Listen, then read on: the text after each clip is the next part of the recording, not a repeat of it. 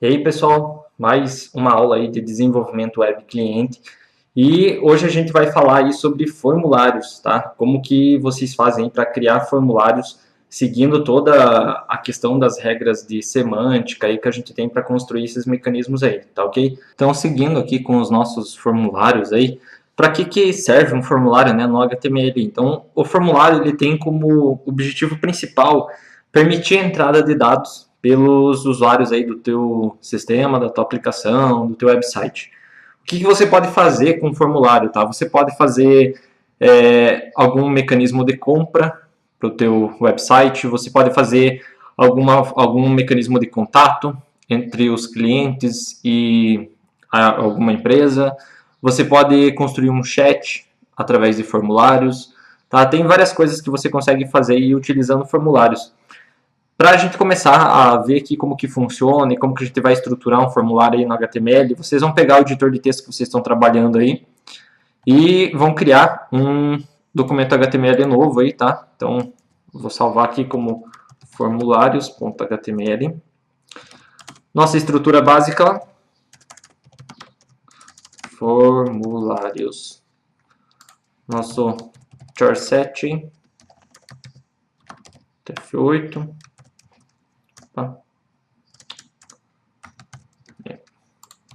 Então, para que a gente comece aqui a trabalhar com formulários, vocês vão estar utilizando a tag form, tá? Essa tag aí, ela é responsável por demarcar aonde que começa e aonde que termina um formulário. Por quê? Só o que está dentro da tag form, quando você envia o formulário, é que é submetido para um servidor, para que esse servidor trate essa informação, salve no banco de dados, faça alguma coisa com esses dados aí, tá ok? Então você tem que trabalhar aí com a tag form para conseguir fazer a submissão do conteúdo do teu formulário. Alguns atributos importantes aqui para a tag form. O atributo method, para a gente informar qual a forma HTTP que a gente vai utilizar para enviar esse formulário aí, tá? Se vai ser via GET ou via POST, tá? Eu vou deixar POST aqui por enquanto. A gente tem o atributo action, que é onde a gente vai informar qual que vai ser o recurso no servidor que vai tratar os dados desse formulário aí para a gente. No nosso caso aqui, como a gente não tem nenhum servidor, então o action aí para a gente vai ficar vazio. E a gente tem um atributo aqui, o enctype, que o valor default dele é esse aqui, ó, application/x www/form/url encoded. Tá? Essa daqui é o valor padrão do enctype. Então, se você não informar o atributo enctype no teu formulário, ele já é assumido com esse valor aqui. Então, a gente nem precisa se preocupar com isso aqui. Mas, quando você for trabalhar com upload de arquivos através do formulário, você vai ter que usar o enctype com o seguinte valor aqui, multipart/formData. Então, você vai ter que trabalhar com esse enctype aqui quando você for fazer o upload de arquivos através de formulários aí no HTML, tá ok? Mas, por enquanto, isso aqui a gente vai deixar de lado aí. Então, começando aqui a estruturar o nosso formulário aí com algumas tags aí. A primeira que a gente vai ver aqui é a tag label, que vai identificar alguns campos no formulário para a gente, tá? Essa tag ela tem duas formas de uso, que são as seguintes aqui. Você pode trabalhar dessa forma aqui, ou usando o atributo for, tá ok? Qualquer uma das formas aí é possível e é válida, tá? Então fica a critério de você escolher a forma de trabalhar. Qual que é a diferença aqui na hora de vincular os campos a essa tag label aí? Então vou colocar aqui nome. Nesse aqui a gente vai fazer idade.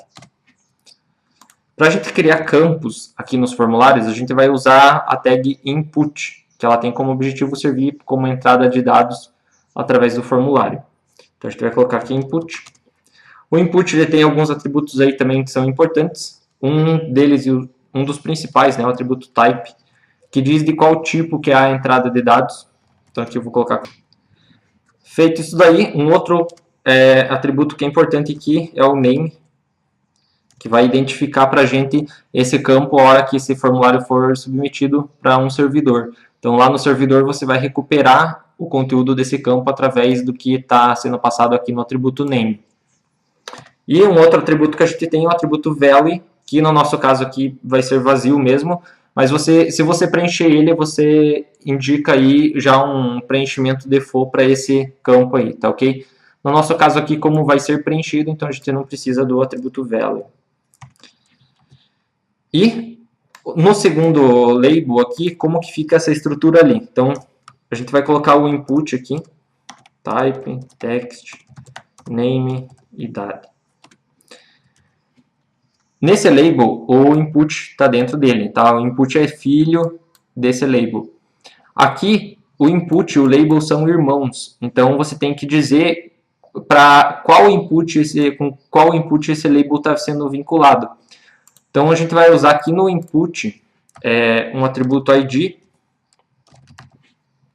e esse mesmo valor aqui para esse atributo a gente vai colocar aqui no for, tá? Então, idade. Tem que ser exatamente o mesmo, tá ok?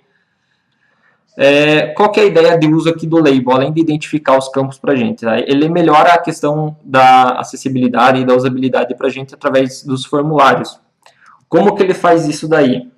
Então, vamos pegar aqui e abrir nosso HTML. Então, ó, eu posso ativar os campos, a entrada de dados, clicando em cima dos campos, tá?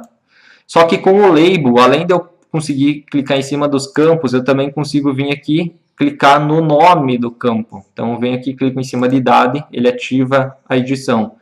Clico aqui em nome, ele ativa a edição. Então, o label ele permite aumentar o espaço de clique do usuário para entrar no campo, tá? Então, isso daí melhora a questão da acessibilidade, da usabilidade do teu formulário. Então, eu recomendo que vocês sempre utilizem a tag label quando for montar formulário, tá? Embora ela não seja obrigatória, mas é interessante utilizar ela aí, ok? Seguindo aqui, eu já volto aqui na questão do output. Aí. Alguns outros tipos de campos que a gente pode trabalhar aí com input, aí, tá ok? Antes da gente ver ali a questão do HTML5, né? Então, quais outros formatos de input você pode trabalhar aí? Então, além daquele text ali, a gente tem aqui o input type checkbox.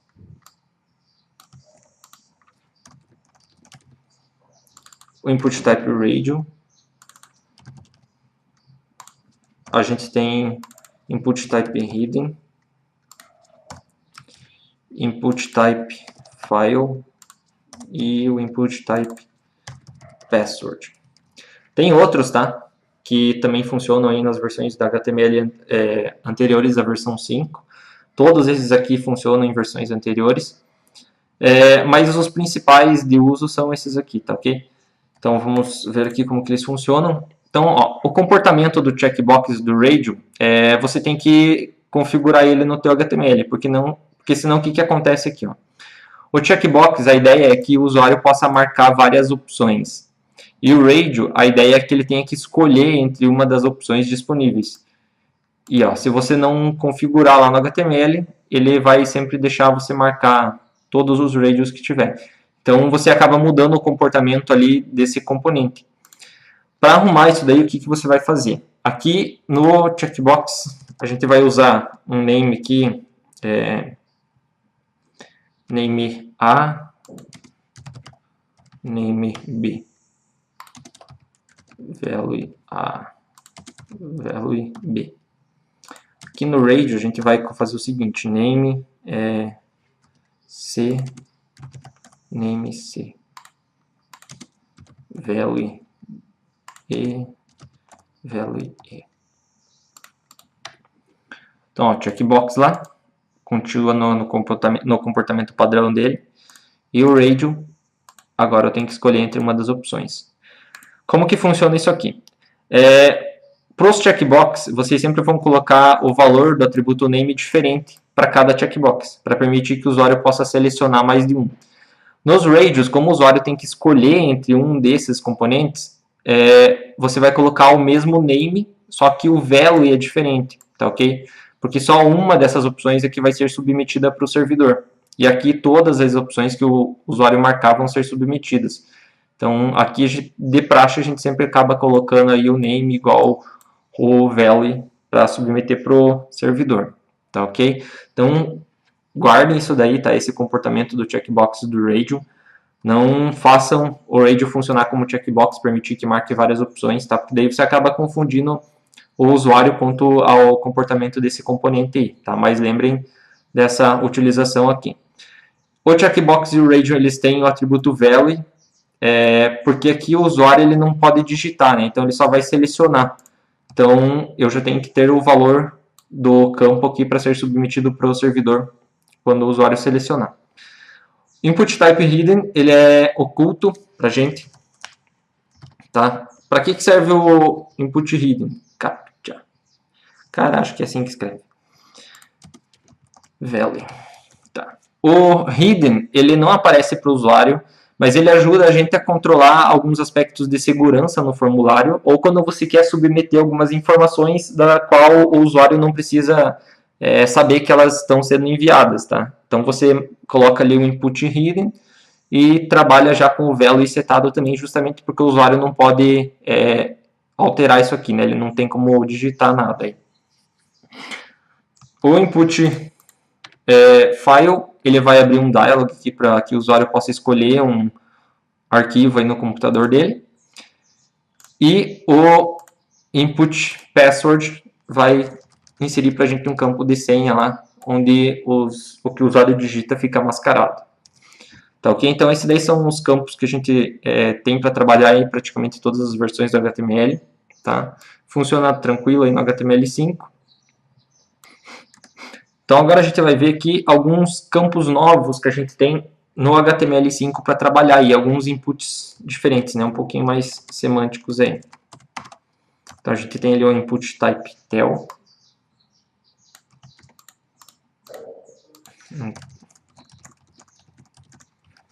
Vamos ver aqui, search. Eu já explico o que cada um faz aí, tá ok? E-mail, URL, color, number e range. Então aqui é o seguinte, input type tel, ele serve para indicar que esse campo vai receber números de telefone, tá? Entrada de números de telefone.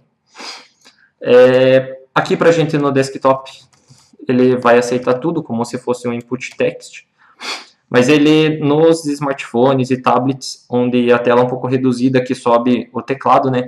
Ele vai subir um teclado apropriado para que você digite números de telefone, tá ok? Então ele muda a aparência do teclado que sobe para você. O search, ele é um input text também, só que ele tem um recurso aqui em alguns navegadores, né, que é permitir que você apague o conteúdo do campo, através de um xizinho que aparece ali. Tá? É um campo que indica que ele deve ser usado como um mecanismo de pesquisa no teu website ou na tua aplicação. O campo de e-mail é para entrada de e-mail. Um detalhe aqui que o campo de e-mail ele valida, né, se a estrutura do e-mail está correta. O campo de URL também, mesma coisa, ele valida se a URL está sendo digitada da forma correta. E a gente tem o campo color, que vai abrir um dialog ali para gente, para que você possa escolher alguma cor aí. Aí você tem o campo number, onde você não pode entrar com nada de texto, só valores numéricos, e pode ainda utilizar a lateral ali para incrementar e decrementar. E o input range, que ele permite que você consiga arrastar ali um slide ali através de uma faixa de valores. Tá, esses aí são alguns dos campos novos aí que vocês podem utilizar para trabalhar aí com HTML5, né, através de formulários. O e-mail e o URL, como eu falei, eles têm validação da estrutura que é digitada dentro deles. Então, quando você submete o formulário, se a estrutura estiver incorreta, ele vai aparecer um aviso para você dizendo que a informação que está sendo digitada ali está incorreta, tá ok? Na hora que a gente for enviar o nosso formulário aqui, eu coloco de volta ali para que vocês possam visualizar isso daí. E daí a gente tem alguns campos também para trabalhar com data e hora, que no HTML5 isso daí é uma benção, né, praticamente, porque hoje a gente faz o quê? Você tem que trabalhar com muito JavaScript para criar calendários. E através do HTML5 ele já traz esses recursos de calendários prontos para a gente, nativo. Então você não precisa ficar trabalhando com bibliotecas de calendário para data, hora e todo esse tipo de coisa aí. Tá, então a gente vai colocar aqui input type date. Vamos fazer os outros aqui. Então date, date time local, date time, month, week e time. Então, aí, ó, nossos calendários, né? Então, você pode expandir ali, ele já abre um calendário nativo do navegador para que você possa escolher. O DateTime, que vai abrir um calendário onde você pode marcar data e hora. Daí você tem o DateTime local, o DateTime local e o DateTime. Então, o DateTime local e o DateTime. Não são todos os navegadores que renderizam as duas formas, tá? Mas elas apareceriam iguais, tá? Visualmente. Mas qual que é a ideia? O local ele vai trabalhar com a hora local de onde você está, né? Ou do teu computador ali. E o DateTime ele trabalha com a hora, data e hora em relação a Greenwich, tá? Então essa é a diferença aí. Mas basicamente visualmente os dois fazem a mesma coisa. E a gente tem ali month, o week e o time, né, para inserir só a hora aí, tá ok? Então esses aí são alguns exemplos aí de alguns campos de data e hora que vocês podem utilizar também nos formulários aí através do HTML5. Só lembrando, né, que esses campos aqui e esses aqui só estão disponíveis no HTML5, tá ok? Então voltando aqui para nossa tag output, para que serve a tag output? A output, ela indica a saída de dados no formulário. Tá? Normalmente, quando ela é utilizada, quando você tem algum tipo de cálculo dentro do teu formulário. Então, lá, por exemplo, lá num carrinho de compras, né, você tem o cálculo de frete, os descontos, todo esse tipo de coisa. Então, você pode fazer o cálculo através dos inputs e jogar o resultado do valor total numa tag output. Essa tag é exclusiva do HTML5 também, tá? Então ela não existe em versões anteriores e ela surgiu justamente para que a gente conseguisse demarcar, né, semanticamente a saída de um total aí quando você está trabalhando com cálculos através de um formulário ou qualquer outro tipo de saída que você tenha aí através do formulário. Então, para exemplificar aqui, a gente vai fazer o seguinte: vamos criar aqui um input type number, name N1. Vamos criar outro input aqui, input type também number, name N2, output name saída.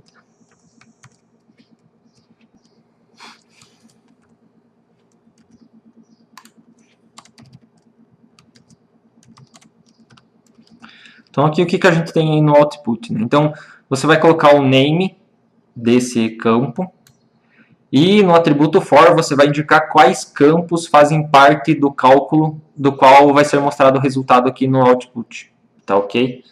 Então só para a gente visualizar aqui então os nossos dois campos e daí o output ali que ele aparece ainda sem nada.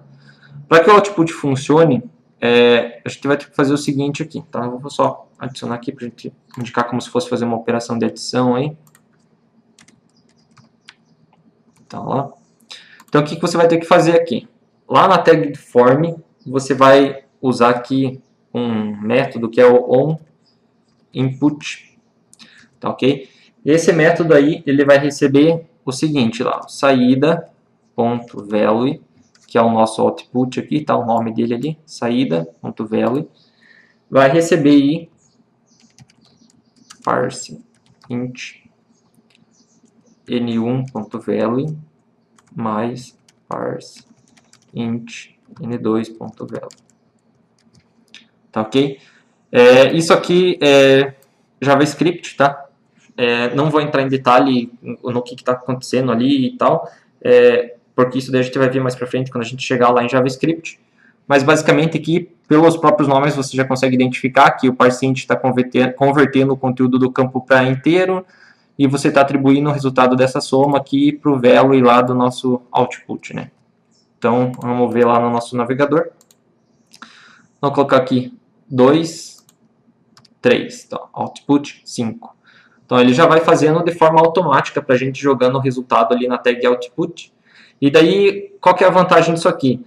Os leitores de tela, eles conseguem identificar, né, semanticamente, quando você vai fazendo a operação, aonde que está a saída do resultado dessa operação. Então, eles vão buscar direto essa tag output para informar o usuário que está usando o software de leitura de tela, aonde que está o total do cálculo que ele está fazendo. Tá ok? Então, tem essa vantagem também da questão da acessibilidade, toda essa questão semântica também, essa tag output aí. Tá? Então, quando você for trabalhar com cálculos aí dentro do formulário, é bem interessante trabalhar com ela, não só cálculos, né, mas qualquer outra coisa que tenha algum tipo de modificação nas informações e que você queira ir mostrando para o usuário aí, tá ok? Então você pode ir trabalhando com essas tags aí.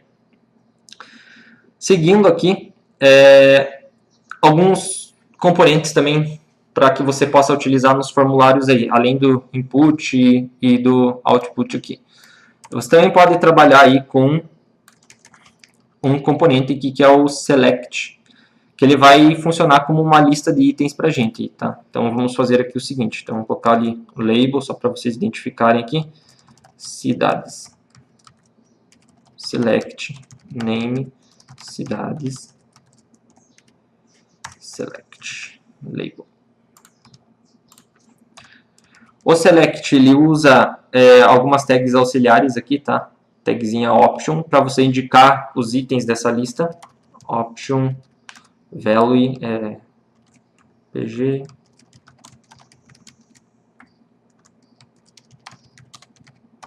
option value, custom.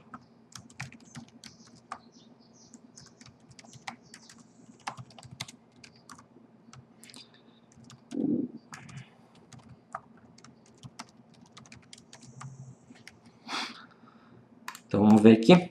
Então é o nosso select, tá? Ele permite que o usuário possa selecionar ali algum item na lista que aparece ali para ele, tá ok? A mesma coisa aqui, tá? Então o name é o que vai identificar o valor que foi selecionado aqui nessa lista para ser enviado para o servidor, tá ok? Outra coisa que você pode fazer com o select é usar uma outra tag auxiliar que é a opt-group, tá? De repente você quer agrupar alguns itens aí, então você pode fazer o seguinte aqui, vamos colocar aqui carros.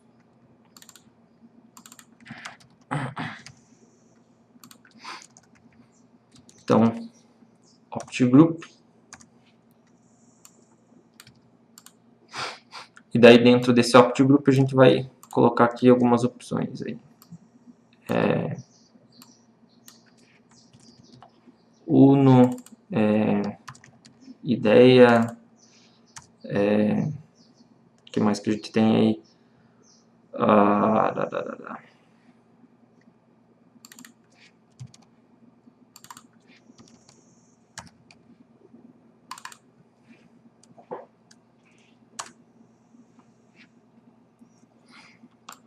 Vamos deixar aqui.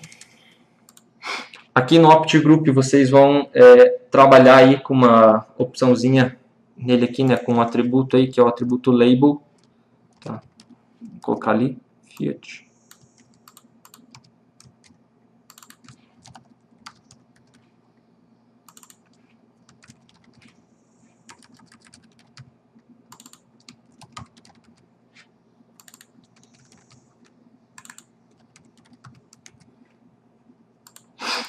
E daí o que vai acontecer aqui pra gente lá no select? Ó.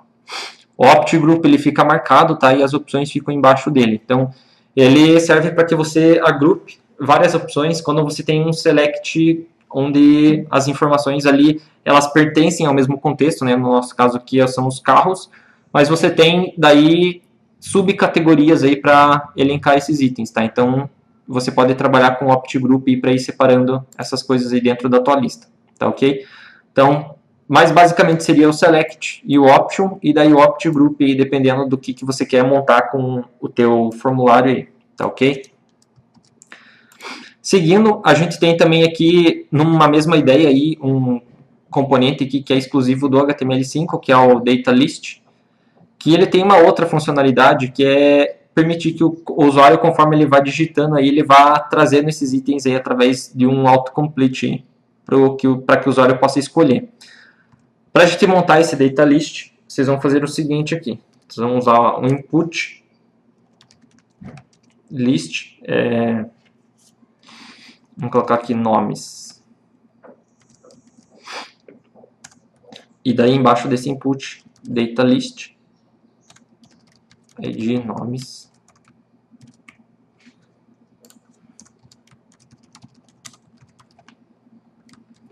Option value fulano da Silva.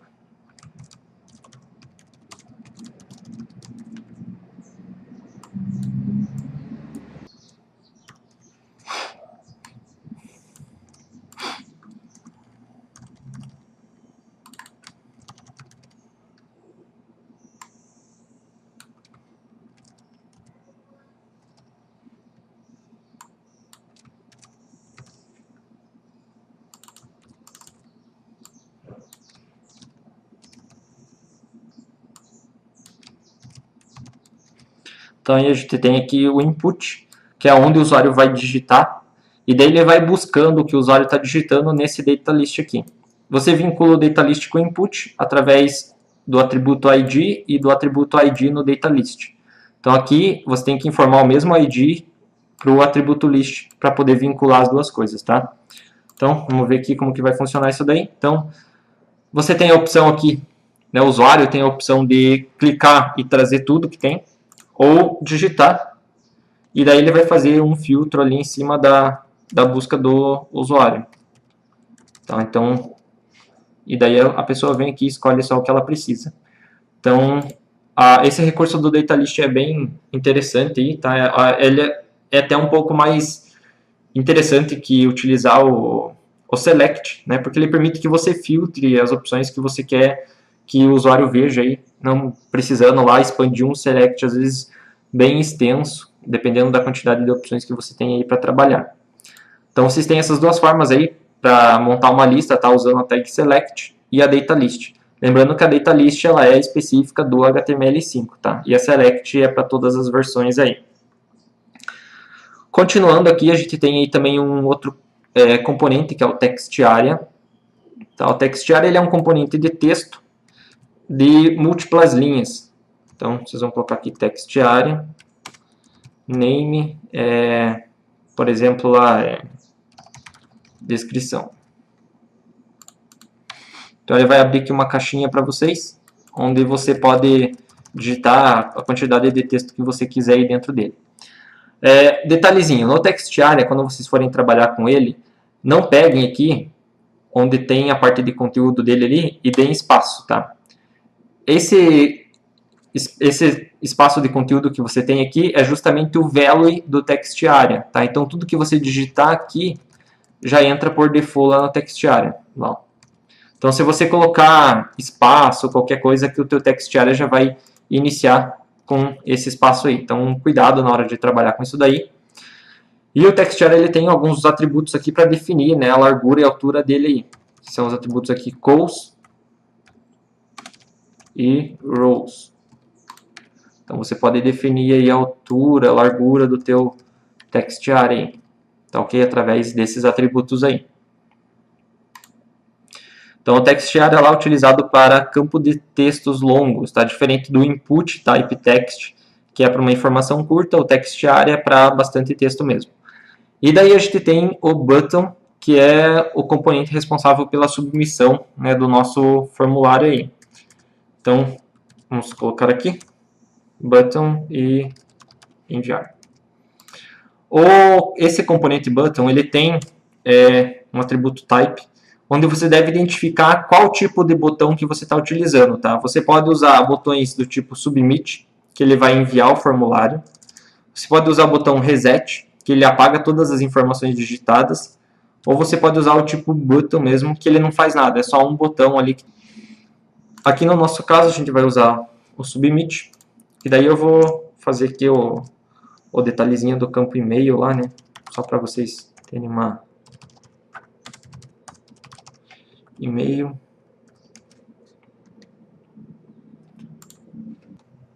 Então, atualizar aqui. Então, eu vou clicar em enviar. Então, ó, o nosso campo de e-mail lá eu coloquei, então ele já aparece lá, inclua um arroba, opa, sumiu lá, inclua um arroba no endereço do e-mail, está com um arroba faltando. Tá, então ele identifica essa estrutura aqui de alguma coisa, arroba, ainda está inválido, porque eu preciso do domínio, né? Então agora ele deixa passar. Tá, então ele é validado automaticamente aí o conteúdo que você coloca no campo. E isso aí também vale lá pro input type URL, tá? Ele também valida a estrutura da informação que você está colocando aí. Só trocar aqui então pro reset, só para vocês verem aí como que funciona. Opa. Então, ó, digitei alguma coisa, clica no apagar, então o reset ele vai apagar o conteúdo do nosso campo aí sem submeter o formulário. Então você pode trabalhar com o submit para enviar e o reset para apagar o conteúdo do formulário, tá ok? Então vou apagar aqui. Seguindo aqui a gente tem a tag field set, que ela tem como objetivo agrupar campos dentro de um contexto comum aí de uso, tá ok? E ela também tem uma tag auxiliar que é a tag legend. Então vamos fazer o seguinte aqui, vamos colocar ali field set legend informações pessoais. E daí você vai colocar as informações que você quer se referir ali, no caso, a esse campo aí.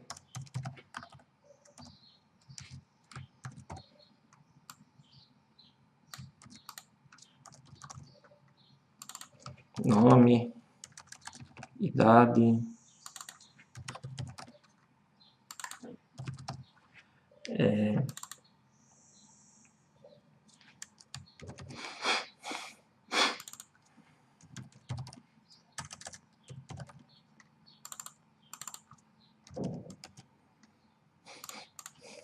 Então, ó, o field set, ele cria essa caixinha aqui pra gente, agrupando os campos que estão dentro dele aí, dizendo que esses campos eles se referem a informações pessoais aí pra gente. Ou você pode usar para o contexto que você quiser. Mas o field set ele sempre vai agrupar campos em um contexto comum, tá ok? Então você vai usar o legend para identificar qual é esse contexto comum aí. No nosso caso aqui, de informações pessoais.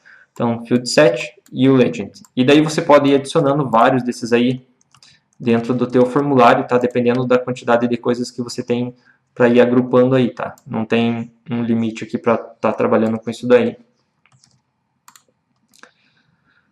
Seguindo aqui, alguns atributos interessantes aí para a gente falar aí em relação aos campos, né, nos formulários aí. Então, vou aproveitar aqui. Primeiro atributo ali, disabled. Então ele vai desabilitar o campo ali para o usuário, então eu não posso mais colocar nenhuma informação aqui, então o campo fica desabilitado ali para a gente. Read only.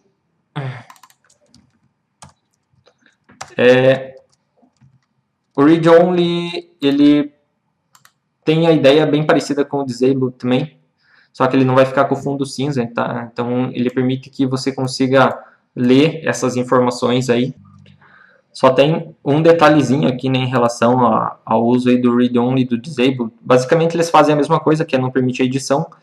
Só que o read only ele deixa a informação que está no campo ali ser enviada para o servidor. E quando você usa o disabled, a informação que está ali não pode ser enviada para o servidor, tá? Então ela não é enviada.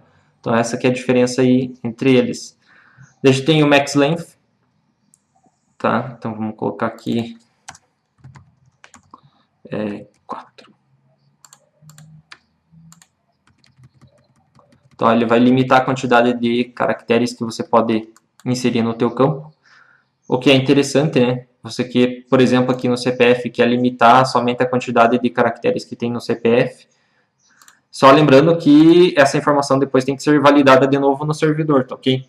Porque é possível alterar isso daí no HTML, tá? O atributo value, que a gente já viu, que serve como um valor de início para o campo. E daí o checked e o selected, que vão indicar aí, vou fazer aqui só com input type, checkbox, check, que indicam que esse campo ele já inicia marcado, tá ok? O valor checked ele é válido tanto para checkbox quanto para radio, tá? É a mesma coisa. E daí o select ele vai indicar um option quando você usa o select lá ou o data list que já vem habilitado por padrão, tá? Que já vem marcado. No HTML5 foram inseridos alguns atributos novos aí, tá? Então a gente tem aqui o required, onde você pode dizer que uma determinada informação do teu formulário ela é obrigatória de validação. Então vamos colocar aqui enviar button type submit. E daí aqui no nosso campo nome a gente vai colocar aqui required. No idade também e no CPF também. Então vamos fazer o seguinte aqui então. Tá tudo vazio, vou enviar o formulário, ó, ele vai aparecer o aviso para a gente de que esse campo é obrigatório e deve ser preenchido. Então aqui também e aqui também. Só quando eu conseguir passar em toda a validação é que o campo é enviado.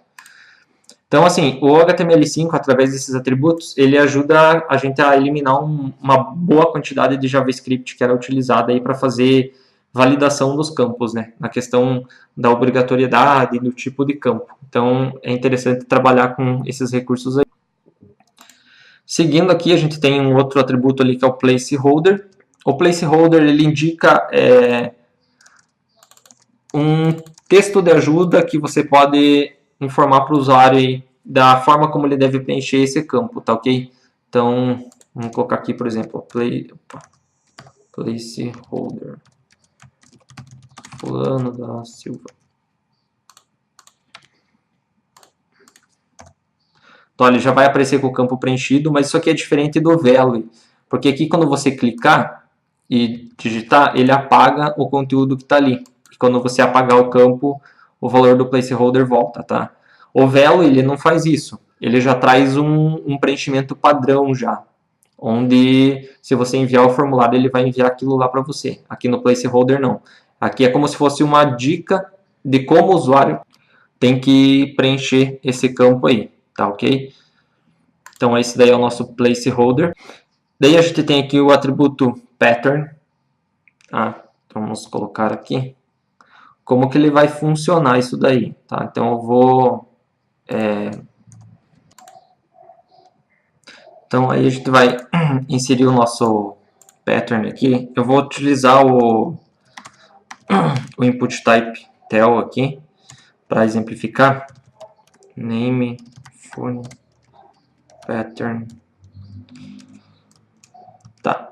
Esse aqui é uma expressão regular para um número de telefone onde tem o DDD, 4 dígitos e mais 4 dígitos aí, tá ok?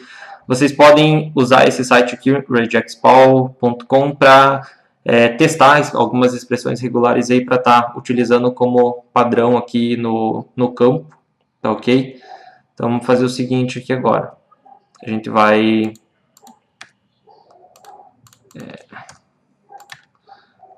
então preencher aqui, aqui.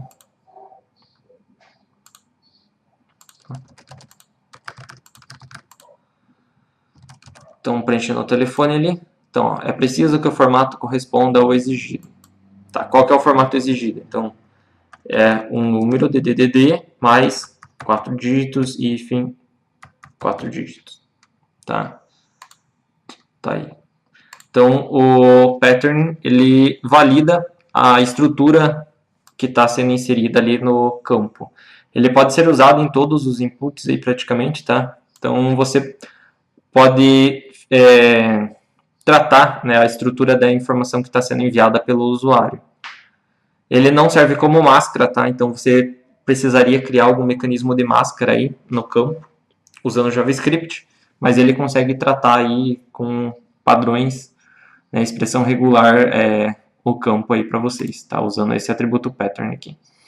E daí a gente tem aqui dois atributos, noValidate e o form noValidate, que a gente vai usar da seguinte maneira aí. Então, deixa eu copiar mais um botão aqui. Enviar e validar. Como que funciona aqui? Então, o noValidate, vocês vão trabalhar na tag do formulário aqui. Então, você vai colocar noValidate. Tá? Trabalhando com esse noValidate aí, required. O que vai acontecer aqui?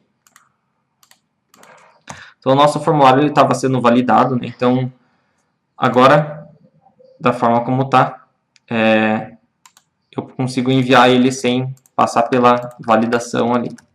Então, mesmo tudo estando incorreto, ele não faz a validação para mim. Tá ok? Usando o noValidate no formulário. Então, ele não valida nenhum dos campos que estão ali no formulário. E daí a gente tem a opção Form noValidate, que é para os botões. Então, você pode colocar aqui um Form noValidate.